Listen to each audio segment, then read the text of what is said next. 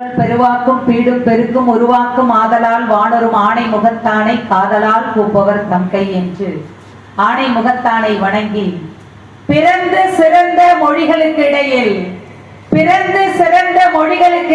சிறந்தே பிறந்த என் தாய் தமிழே, நான் இறந்து பிறந்தாலும் மீண்டும் உன் மகளாக பிறக்க ஆசைப்படுகிறேன். தமிழுக்கு வணக்கம் சொன்ன உடனே எங்க ஊர் பக்கம் நல்ல கை தட்டுவாங்க ஐயா. இந்த ஊர்லயே தட்டுறாங்க பாருங்க. தமிழுக்கு வணக்கம் சொன்ன உடனே கை தட்டின ஊருனா அது சத்துவாச்சாரி தாங்க ஐயா. இந்த ஊர்ல பட்டிமன்றம் பேசுறதுக்கு சத்தியமா என் கையில காசு வேணாங்க ஐயா.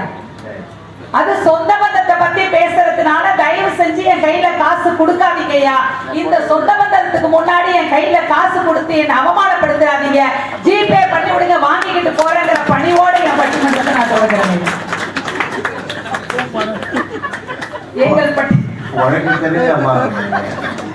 எங்கள் பட்டிமன்ற உலகத்தினுடைய பிதா மகனாக என் போன்ற அடுத்த தலைமுறைக்கு எதை பேச வேண்டும் எதை பேசக்கூடாது என்று சொல்லிக் கொடுத்து வளர்த்தெடுக்கக்கூடிய எங்கள் பட்டிமன்ற உலகத்தினுடைய வாழ்வியல் வழிகாட்டி, மரியாதைக்கும் போற்றுதலுக்கும் வணக்கத்திற்கும் உரிய அன்பு நடுவர் ஐயா அவர்களுடைய பாதம் தொட்டு வணங்கி என் உரையை தொடங்குவதில் பெருமை அடைகிறேன். மேடையில் இருக்கக்கூடிய பேச்சாளர் பெருமக்களையும் அற்புதமாக கூடி இருக்கக்கூடிய இந்த மக்களுக்காக ஒரு வரி கவிதையோட பட்டிமன்றத்துக்குள்ள போறேங்க ஐயா. திருவாரூர் தேர் அழகு, மன்னார்குடி மதில் அழகு, வேதாரண்ய விளக்கழகு, சத்துவாச்சாரி என்றாலே மூன்று பக்கமும் இருக்கக்கூடிய ரசிகர் கூட்டங்கள் அழகு அழகு அழகு என்று சொல்லி என் உரையை தொடங்குவதில் நான் பெருமை அடைகிறேன். எதிரணியில் இருக்கக்கூடிய சவுந்தர பாண்டியன் அங்கேருந்து வந்து என்ன சொன்னாரு? காசு பணம் தான் வாழ்க்கையில முக்கியம், சொந்த பந்தம்ங்கிறது நம்மள டார்ச்சர் பண்றது, சொந்த பந்தத்தினால நம்ம துன்பத்தை தான் அனுபவிக்கிறோம் ஒழிய இன்பத்தை அனுபவிக்கலன்னு சொன்னார் இல்லைங்கய்யா. ஒரு பணிவான பிள்ளை என்னைய மேடையில வச்சுட்டு அந்த வார்த்தையை அவர் பேசக்கூடாதுங்கய்யா. எனக்கு என் வீட்டுக்கார் வாக்கப்பட்டு 16 வருஷம் ஆகுதுங்கய்யா. ஐயோ, எங்க வீட்டுக்கார் எனக்கு வாக்கப்பட்டாரு இல்ல, என் வீட்டுக்காருக்கு நான் வாக்கப்பட்டு 16 வருஷம் ஆகுதுங்கய்யா. இந்த 16 வருஷத்துல ரொம்ப பணிவான மனைவினா அது நான் தாங்கய்யா. இந்த 16 வருஷத்துல என் புருஷன் பேரு பாலு நான் யாருமே சொன்னது இல்லைங்கய்யா. புருஷன் பேரை சொல்றது மரியாதை இல்லையா? எங்க ஊர் பக்கம் சொல்லுவாங்க. யார் தனியா சொல்லக்கூடாது, பப்ளிக்கா தான் சொல்லணும். சொல்ல மாட்டேன்னு சொல்ல வந்தங்க ஐயா. அங்கே இருந்து வந்து சொத்து பத்து எவ்வளவு இருக்கு அப்படின்னு சொல்லி சவுந்தர பாண்டியன் சொன்னார்ல, எனக்கு 3 கோடி ரூபாய் சொத்து இருக்குங்க ஐயா. எனக்கு 3 கோடி ரூபாய் சொத்து இருக்கு, டாக்ஸ் வேணாலும் கட்டுறேன் இனிமே. எனக்கு 3 கோடி ரூபாய் சொத்து. என்ன சொத்து தெரியுமா? எனக்கு 3 மாமியாருங்கய்யா. நான் என் மாமியாரையே கோடியா பாக்குறேன், தெய்வமா பாக்குறேன் அப்படின்னா எனக்கு சொந்த பந்தம் தானங்க முக்கியம். 3 மாமியார். நீங்க அப்படி நினைக்காதீங்க, 3 மாமனார் 3 மாமியார். அப்படி அன்பா பாத்துக்கிறேங்க. அந்த 16 வருஷத்துல எத்தனை கோயில் குளத்துக்கு அழைச்சிட்டு போயிருப்பேங்க மாமியார. கொடலாருக்குள்ள கோயில் மாமனார் மாமியாரும் பென்ஷன் வாங்குறவங்களா இருப்பாங்களோ, அதுக்காக பாத்துக்கலங்க ஐயா. பென்ஷனுக்காக பாத்துக்கல, அது வாங்குறாங்க, அது வேற விஷயம். பென்ஷனுக்காக பாத்துக்கலங்க ஐயா. ஒரு தாயா அவங்களை என்னுடைய தாய் ஸ்தானத்துல வச்சு பாத்துக்கிறேங்க ஐயா. அங்கே இருந்து ஒரு பட்டியல் போட்டார்ல, என் மனைவியை நான் கல்யாணம் பண்ணும் பொழுது என் மனைவி கிட்ட கேட்ட, என் திறமை அழகா இருக்கா, என்னுடைய திறமைய வச்சு நீ புடிச்சுதா உனக்கு, இல்ல என்னோட அழக வச்சு புடிச்சுதான்னு கேட்டார்ல. நான் என்ன கேட்கிறேன், எதிரணியில இருக்கிற சவுந்தரபாண்டி அண்ணனுக்கு காசுதான் முக்கியம்னா ஒரு 500 நோட்டு கட்ட வச்சு தாலியை கட்ட வேண்டியதானே? என் மனைவிங்கிற ஒரு சொந்தத்தை தேடுறீங்க. நான் கேட்கறது நான் என்ன கைதட்டுங்க? ஒரு 500 நோட்டு கட்ட வச்சு தாலி கட்ட வேண்டியதானே? 500 ரூபாய் ஐயருக்கு கொடுத்துட்டு தான் அவர்கிட்ட வாங்கிட்டாங்க. அதுக்கு அடுத்தது பாருங்க, எங்க பாஸ்கர் என்ன உட்கார்ந்துருக்காங்க. அவருக்கும் சொந்த பந்த தேவையில்லை, சொத்து தான் முக்கியம் அப்படின்னா அவர் பாக்கெட்ல இருக்கிற 500 ரூபாய் அவரை தாத்தான்னு கூப்பிடுவாங்க. அவர் பேர் பசங்க தானே சார் அவர் தாத்தான்னு கூப்பிட முடியும். அந்த தாத்தாங்கிற உறவுக்கு முன்னாடி நாம வச்சிருக்கிற பணம் எல்லாம் ஒரு காகிதம்ங்கிறத அவங்க 3 பேர் ஏன் உணராம வந்து உட்கார்ந்துருக்காங்கன்னு தெரியல. உணர்ந்திருந்தா இந்த தலைப்புல வந்து உட்கார மாட்டாங்க.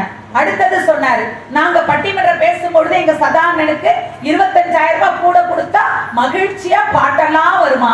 நான் என்ன கேட்கிறேன், உங்களுக்கு அதே 25,000 ரூபாய் கூட கொடுக்கட்டும், அந்த 25,000 ரூபாய் எடுத்துக்கிட்டு பஸ் ஸ்டாண்ட்ல போய் உட்கார்ந்து கிடக்க போறீங்க? கொண்டாட்டி பிள்ளைகளை தேடி தானே போறீங்க? நியாயம் தானேக்கா? வீட்டுக்கு தானே போறாங்க. அந்த அம்மா தேடி வந்துடும். அதெல்லாம் கிடையாதுங்கய்யா. அப்படி சொத்து சுகத்துக்கு மட்டும்தான் பெண்கள் வாக்கப்படுவோம்னு இருந்திருந்தா பல ஆம்பளைங்களுக்கு வாழ்க்கையே இல்லாம போயிருக்கும். கரெக்ட் தானேக்கா? கரெக்ட் தான் கைதுங்கக்கா. அப்படி சொத்து சுகத்துக்கு மட்டும்தான் நாங்க கழுத்தை நீட்டுவோமா. அடுத்து என்ன சொன்னாரு, மாப்பிள்ளை நல்லவர்னா பொண்ணு கொடுக்க மாட்டாங்க. எவ்வளவு சம்பாதிக்கிறாரு, எவ்வளவு சொத்து வச்சிருக்காரு, அப்படிதான் பொண்ணு கொடுப்போம் நாங்களே. நான் என்ன கேட்கிறேன், கோடீஸ்வரன்ட்டையும் பணம் இருக்கு, பிச்சைக்காரன்ட்டையும் பணம் இருக்குங்கய்யா. கோடீஸ்வரன்ட்டையும் பணம் இருக்கு, பிச்சைக்காரன்ட்டையும் பணம் இருக்கு, நல்லவன்ட்டையும் பணம் இருக்கு, கெட்டவன்ட்டையும் பணம் இருக்கு. நாம நல்லவனை பார்த்து தானே பொண்ணு கொடுப்போம். காசு வச்சிருக்காங்கிறதுக்காக என் வீட்டு பொம்பளை பிள்ளையோட வாழ்க்கை நான் வீணடிச்சிருவேனாங்கய்யா. அந்த இன்னைக்கு ஒரு கலாச்சாரம் இருக்குங்கய்யா. பொண்ணை பெத்த ஒரு அம்மாவா சொல்றேன், ஒரு பிள்ளைய கட்டி கொடுக்கும் பொழுதோ பையனை பெத்த அம்மாவா சொல்றேன். என் வீட்டுக்கு ஒரு பொம்பளை பிள்ளைய மருமக்களா எடுக்கிறதுக்கு முன்னாடி பொண்ணையும் பையனையும் பெத்த நாங்க என்ன தெரியுமா யோசிக்கிறோம், ஒத்த புள்ள உள்ள இடத்துல பொண்ணு எடுக்க வேணாம், பொண்ணு கொடுக்க வேணாம். ஏன்னா ஒத்த புள்ள உள்ள இடத்துல அனுசரிப்பு இருக்காது, விட்டு கொடுத்து போகாது, நல்லது கெட்டது அதுக்கு தெரியாது, தாங்கிற ஆணவத்தோட இருக்கும். அப்ப சொந்த பந்தத்தோட இருக்கிற ஒரு குடும்பத்துக்கு பொண்ணு கொடுக்கணும், பொண்ணு எடுக்கணும் நாங்க நினைக்கிறோம்னா அந்த சொந்த பந்தம்ங்கிறது எவ்வளவு மகிழ்ச்சியானது இல்லையா? உண்மைமா, இது 100க்கு 100 உண்மை. நல்லாவே பேசலாம் இது. அதனாலதான் நான் 8 பொண்ணு இருக்கிற வீட்டுல முதல் பொண்ணை கல்யாணம் பண்ணேன். நிஜமாக விளையாட்டுக்கு சொல்ல உண்மையை சொல்றேன். இன்றைக்கு 45 ஆண்டுகளாக அந்த நல்ல குடும்பத்தில் பெண்ணெடுத்தனால்தான் நான் உலகத்தில் நிமிர்ந்து நிற்கிறேன். அந்த சொந்த உண்மை வேணும். அவங்க சொல்றது அற்புதமான செய்தி. அதுதாங்க சந்தோஷமா இருக்கும். உலகத்திலே 2 பணக்காரங்க பேரை சொல்லுங்க. அந்த அதானி அம்பானி அப்படின்னு சொன்னாங்கல்ல, இவங்க பையன் சொன்னானா உலகத்திலே உள்ள 2 பணக்காரங்க பேர் சொன்ன உடனே இந்த பேரை தான் சொல்றான். ஏன் அப்பா அம்மான்னு சொல்ல மாட்டேங்கிறான்னா உங்க வளர்ப்பு சரியில்லையா? உங்க வளர்ப்பு சரியில்லை. சொந்த பந்தம் தான் முக்கியம். இந்த உலகத்திலே மதிப்பற்ற பொருள் என்னுடைய அப்பா தான் சொல்ற ஒரு பிள்ளை கிடைச்சிருக்கிறதுக்கு நம்ம பாக்கியம் பண்ணி இருக்கணும். அந்த பாக்கியம் உங்களுக்கு இல்லைன்னு அர்த்தம். இன்னைக்கு பணம்னு பேசுறாங்கல்ல, பணம் தான் எல்லாத்தையும் தீர்மானிக்கும்னு சொல்றாங்கல்ல. நான் என்ன கேட்கிறேன், இந்த பணத்தினுடைய மதிப்பு நாட்டுக்கு நாடு மாறுபடுதா இல்லையாங்கய்யா? இன்னைக்கு இந்தியால பணத்துக்கு ரூபான்னு சொல்றோம், அமெரிக்கால பணத்துக்கு டாலர்னு சொல்றோம், அரபு கண்ட்ரில பணத்துக்கு தினார்னு சொல்றோம். ஒவ்வொரு நாட்டுக்கும் பணம் மாறுபடுது இல்லைங்கய்யா? இது உண்மைன்னா கைத்தட்டுங்க. ஒவ்வொரு நாட்டுக்கும் பணம் மாறுபடுது இல்ல. இதே அமெரிக்கால இருக்கும்போது எங்க பெரியப்பாவை நான் பெரியப்பான்னு தான் சொல்லுவேன். அமைஞ்சு கடையில இருக்கும்போது எங்க பெரியப்பாவை பெரியப்பான்னு தான் சொல்லுவேன். ஏன் சத்துவாச்சாரியில இருக்கும்போது எங்க பெரியப்பாவை பெரியப்பான்னு தான் சொல்லுவேன். அது மாறுபடுமாங்கய்யா? பெரியப்பா என்னைக்கு மாற மாட்டாங்க. என்னைக்கு பெரியப்பா மாற மாட்டாங்க. பாக்கெட்ல இருக்கிற பணம் தான் மாறும். அது மாறும் தன்மை உடையது. இப்ப நம்ம பாக்கெட்ல 500 ரூபாய் பணம் இருந்ததுன்னு வச்சுக்கோங்களேன். இங்க வேலூர் பஸ் ஸ்டாண்ட்ல போய் புடிச்ச ரவா தோசையோ, ஆனியன் தோசையோ, மசால் தோசையோ, பொடி தோசையோ, பூண்டு பொடி தோசையோ, காளான் தோசையோ, பன்னீர் தோசையோ, எந்த தோசை வேணா பாக்கெட்ல இருக்கிற பணத்துக்கு ஆர்டர் பண்ணி சாப்பிடலாம். பசி ஆறிடும், வயிறு நிறைஞ்சிடும். பாக்கெட்ல பணம் இருந்தா வயிறு மட்டும் தாங்க நிறையும். ஆனா பெத்த அம்மாவும் கட்டுன பொண்டாட்டியும் சோறு போட்டாதான் மனசு நிறையும்னா அந்த மன நிறைவான வாழ்க்கை சொந்த வந்து நாங்க கொடுக்க முடியும். உங்க சொத்து சகை என்ன கொடுக்க முடியும்? அதுதான் இல்லையே. இப்போ ஐயா அப்படிலாம் கிடையாது இல்லையா? மன நிறைவான வாழ்க்கைய சொந்த பந்தம் மட்டும்தாங்கய்யா கொடுக்கும். இது மனுஷங்களுக்கு தெரியுது. ஏங்கய்யா மனுஷங்களுக்கு கூட இல்ல, நீங்க தொடக்கத்துல சொன்ன மாதிரி விலங்குகள் கூட சொந்த பந்தத்தோட தான் இருக்கு, பறவைகள் கூட சொந்த பந்தத்தோட தான் இருக்கு. அந்த 3 பேரும் என் சொந்தம் வேணுங்கிறாங்கன்னு தெரியல. நாங்க சொந்த பந்தத்தோட இருக்கிறதா மகிழ்ச்சின்னு சொல்ல வர்றோம். இன்னைக்கு என்ன கஷ்டமோ ஐயா, இன்னைக்கு சொந்த பந்தத்துல சில உறவுகளை காணா போயிடுச்சுங்க இல்லையா? என்னைக்கு இத மாதிரி ஒரு கூட்டம் நம்ம தேசத்துல காசு காசு காசுன்னு அலைய ஆரம்பிச்சதோ, எல்லாருமே வாழ்க்கையை குறுக்கிக்கிட்டோம். இன்னைக்கு சித்தப்பாங்கிற உறவு இல்லாம போச்சு. ஒத்த பிள்ளைய பெற்றுக்கிறோம். ஏன்னா அந்த ஒத்த பிள்ளைய நான் பெரிய சிபிஎஸ்இ பள்ளிக்கூடத்துல படிக்க வைக்கணும், நிறைய காசு சேர்க்கணும், அதை பெரிய மாளிகையில வாழ வைக்கணுங்கிறதுக்காக ஒத்த பிள்ளைய கதை பெற்றுக்கிறோம் நம்ம. அதனால இன்னைக்கு சித்தப்பாங்கிற உறவு காண போச்சு, பெரியப்பாங்கிற உறவு காண போச்சு, அத்தை மாமா மச்சாங்கிற உறவு காண போச்சு. இது நம்ம தமிழர்களுடைய மிகப்பெரிய விசேஷம் என்ன தெரியுமா?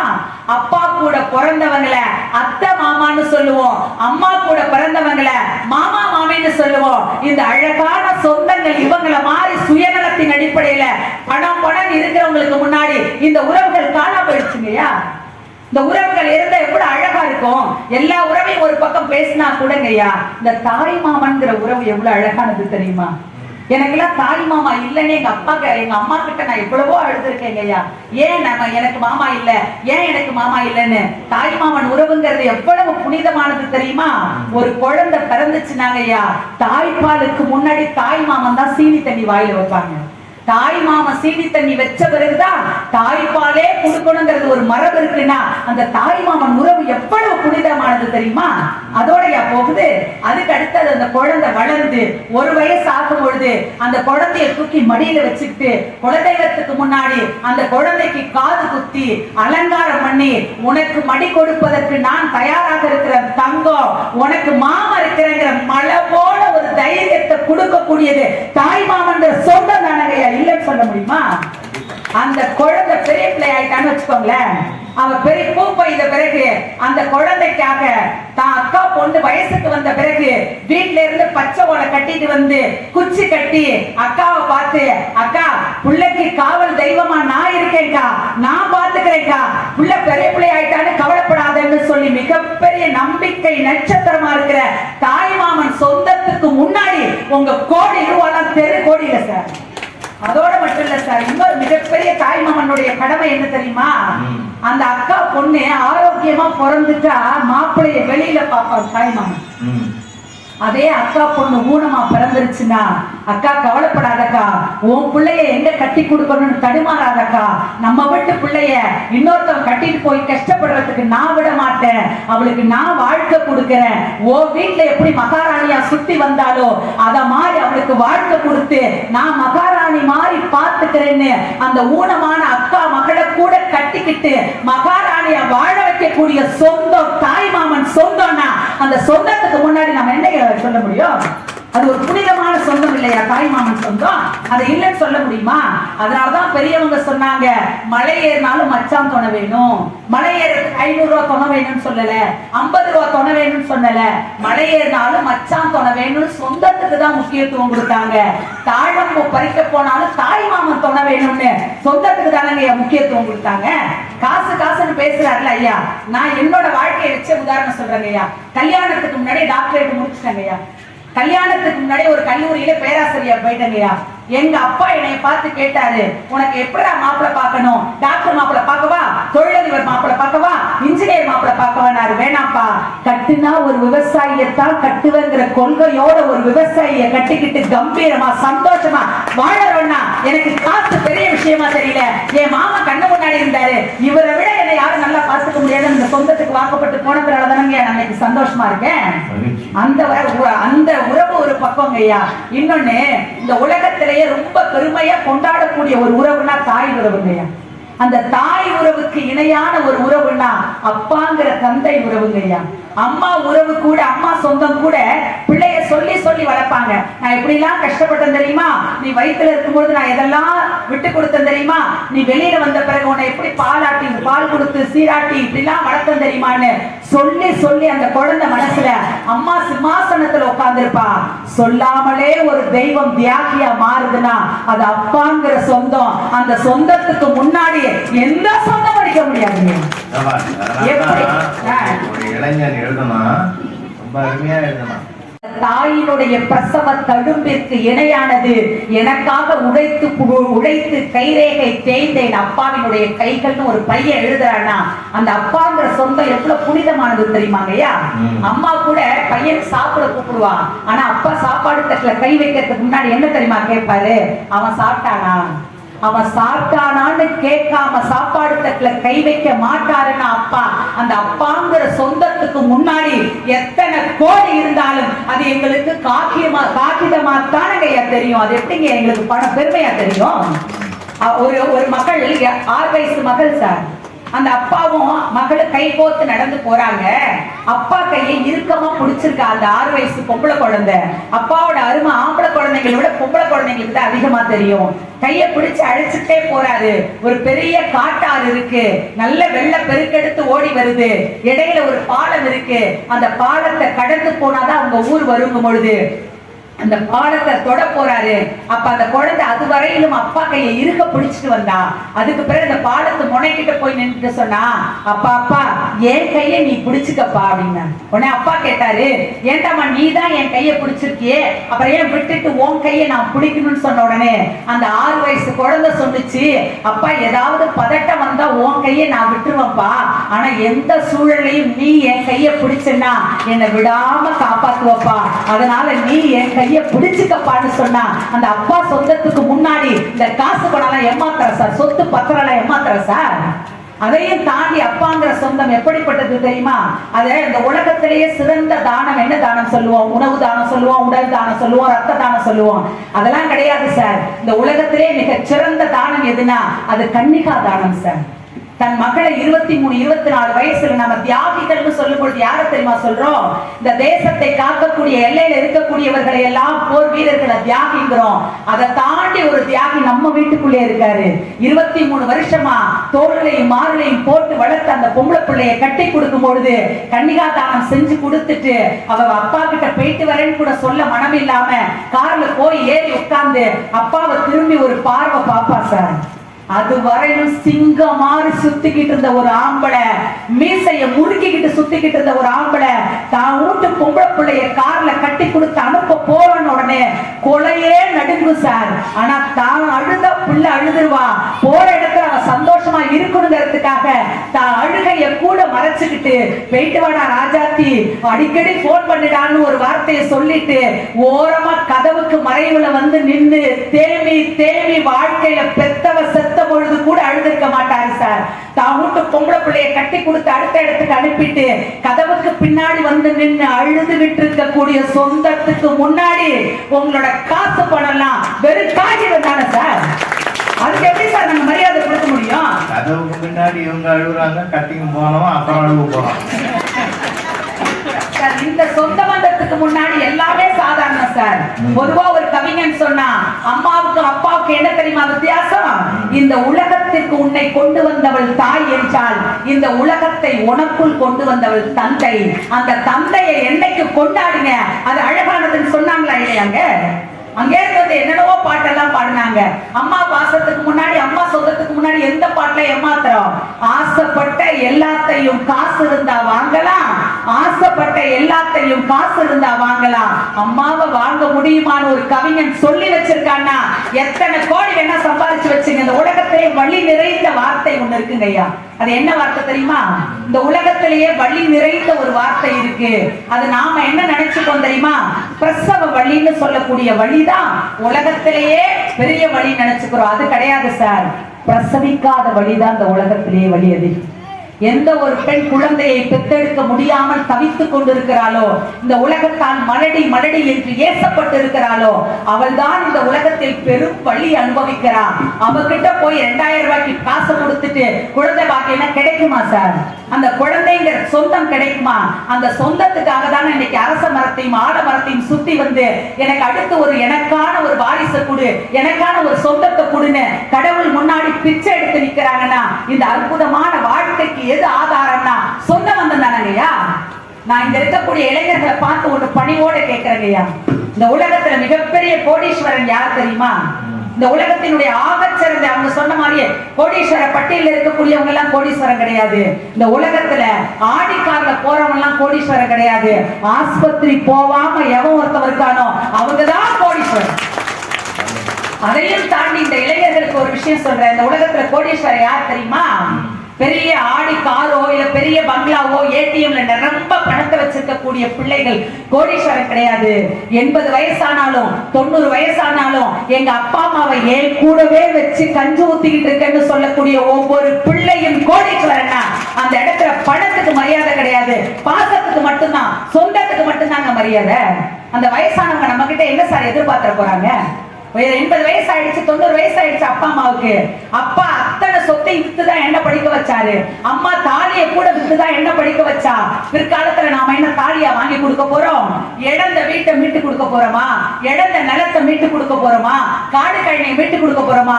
அதெல்லாம் கிடையாது சார். கடைசி காலத்துல அப்பா அம்மாவுக்கு நாம என்ன தெரியுமா கொடுக்க போறோம்?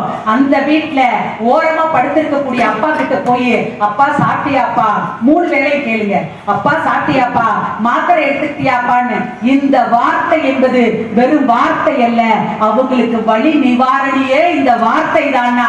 இந்த சொந்த பந்தத்துக்கு முன்னாடி உங்க காசு வெறும் காகிதம். நான் இப்படி சொல்லி நிறைவு செஞ்சிடறேங்கய்யா.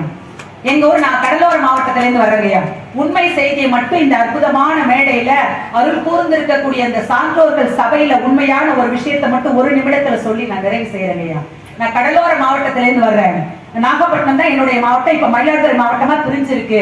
எங்க கடலோர மாவட்டத்துல 2004 டிசம்பர் 26 சுனாமிங்கிற பேரலை வந்தது. நீங்க தொலைக்காட்சிகள் எல்லாம் பார்த்திருப்பீங்க. அந்த பேரலையில எத்தனை கடலோர மாவட்டத்தில் இருக்கக்கூடிய பிள்ளைகள், கடலோர வீடுகள்ல இருக்கக்கூடிய பிள்ளைகள் கடலுக்கு இரையாச்சு, கணவன் கடலுக்கு இரையானாங்க, குடும்ப உறவுகள் கடலுக்கு இரையாச்சு. அப்ப அரசாங்கம் ஒண்ணு அறிவிச்சாங்க, வீட்டுக்கு எத்தனை பேர் இறந்திருக்காங்களோ தலைக்கு 1 லட்சம் ரூபாய் மணி வீடுகளுக்கு போய் நீங்களே கேஷ கொடுத்துட்டு அந்த அக்கௌண்ட் லெட்ஜர்ல சைன் வாங்கிட்டு வாங்க அப்படின்னு சொல்லி அன்னைக்கு இருக்கக்கூடிய நாகப்பட்டினம் கலெக்டருக்கு உத்தரவு வந்துச்சு அரசாங்கத்தில இருந்து. அவர் கட்டுக்கட்டா பணத்தை எடுத்துட்டு அந்த லெட்ஜர் எடுத்துட்டு ஒவ்வொரு வீடா போய் எத்தனை தலைகள் இல்லன்னு எண்ணி பணம் கொடுக்கறாருங்க. அப்போ ஒரு ஏழை குடிசை வீட்டு வாசல்ல ஒரு விதவை தாய் உட்கார்ந்து கடலை பார்த்து அழுதுகிட்டே இருந்தா. அந்த நேரத்துக்கு ஜீப் வந்து நின்னுச்சு. நின்ன உடனே ஜீப்ல இருந்த கலெக்டர் உதவியாளர் இறங்கினாங்க. உங்க வீட்டுல எத்தனை பேரமா காணும், இந்த சுனாமியில எத்தனை பேர் இறந்து போயிருக்காங்க பொழுது கூட இருக்கக்கூடிய அக்கம்பக்கத்துல இருக்கிறவங்க எல்லாம் சொன்னாங்க, 2.5 வயசுல இந்த அம்மாவுக்கு ஒரு பிள்ளை இருந்துச்சு, அந்த பிள்ளை கடல்ல போயிடுச்சு, அதுக்கு 1 லட்சம் ரூபாய் பணம் கொடுங்க. உடனே கலெக்டர் 1 லட்சம் ரூபாய் பணம் அன்னைக்கு 1000 ரூபாய் நோட்டு செல்லும். 1000 ரூபாய் நோட்டு கட்டை எடுத்து கையில கொடுக்கும் பொழுது அந்த அம்மா ஏழை தாய்ங்க, விதவை தாய், ஏழை தாய், கூலி வேலைக்கு போனாதான் சோறு. அப்படி இருக்கிற தாய் சொன்னா, என் மகன் சாகல, எனக்கு இந்த 1 லட்சம் ரூபாய் பணம் வேணான்னு மறுக்கிறாங்க. ஆனா கலெக்டர் சொல்றாரு, இந்த பணத்தை வாங்கிட்டு கையெழுத்து போடுமா, படுத்தாதீங்கம்மா, அடுத்தடுத்து நிறைய எங்களுக்கு வேலை அரசாங்கம் கொடுத்துருக்குன்னு சொல்லி கட்டாயப்படுத்தி 1 லட்சம் ரூபாயை கொடுத்துட்டு கை நாட்டை வாங்கிட்டு கிளம்பிட்டாருங்க. சரியா 6 மாசம் கழிச்சு கடலூர் காவல் நிலையத்துல ஒரு போட்டோ போடுறாங்க. இந்த பையன் காணா போயிட்டா, இவனுக்கு 3 வயசு ஆகுது, இவனுடைய அங்க அடையாளங்களை சொல்லி தாய் தந்தையர் பெற்றுக்கொள்ளலாம் அப்படின்னு சொல்லி போட்டோவோட கடலூர்ல பேப்பர்ல நியூஸ்ல வருதுங்க. அது இந்த ஏழை விதவை தாய் கையில கிடைச்ச உடனே தன்னுடைய மகன் என்பதை உறுதிப்படுத்திட்டு அந்த பேப்பர் எடுத்துட்டு கடலூர் காவல் நிலையத்துக்கு ஓடுறாங்க. இது என்னோட மகன் தான் சொல்லிட்டு அங்க அடையாளத்தை சொல்லிட்டு அந்த குழந்தைய வாங்கிட்டு நேரா வீட்டுக்கு வராங்க. அந்த ஓட்ட குடிசைக்குள்ள ஒரு ட்ரங்கு பெட்டிக்குள்ள அந்த 1 லட்சம் ரூபாய் பணத்தை வச்சிருக்கா. அந்த 1 லட்சம் ரூபாய் பணத்தை எடுத்துட்டு நேரா கலெக்டர் ஆபீஸ்க்கு போய் டேபிள்ல பணத்தை வச்சாங்க. கலெக்டர் பார்த்தாரு, என்னமா இதுன்னா இந்த காட்சிகள் எல்லாம் சொன்னா, அம்மா நான் உங்ககிட்ட அந்த பணத்தை கொடுத்து 6 மாசம் ஆகுதுமா, 6 மாசத்துல நான் கொடுத்த பணம் அப்படியே சீரியல் நம்பரோட இருக்கு, ஒரு 1000 ரூபாய் கூட நீ 6 மாசத்துல எடுத்து செலவு பண்ணலையான உடனே அந்த ஏழை விதவை தாய் சொன்னா, ஒரு 1000 ரூபாய் கூட என்னை பார்த்து அம்மான்னு கூப்பிடல, அதனால அது எனக்கு வெறும் காகிதமா தெரிஞ்சிச்சுன்னு சொன்னானா. சொந்த பந்தத்துக்கு முன்னாடி, பாசத்துக்கு முன்னாடி பணம் அத்தனையும் வெற்றி காகிதம்னு சொல்லி தந்த வாய்ப்புக்கு நன்றி கூறி விடைபெறுகிறேன். நன்றி, வணக்கம்.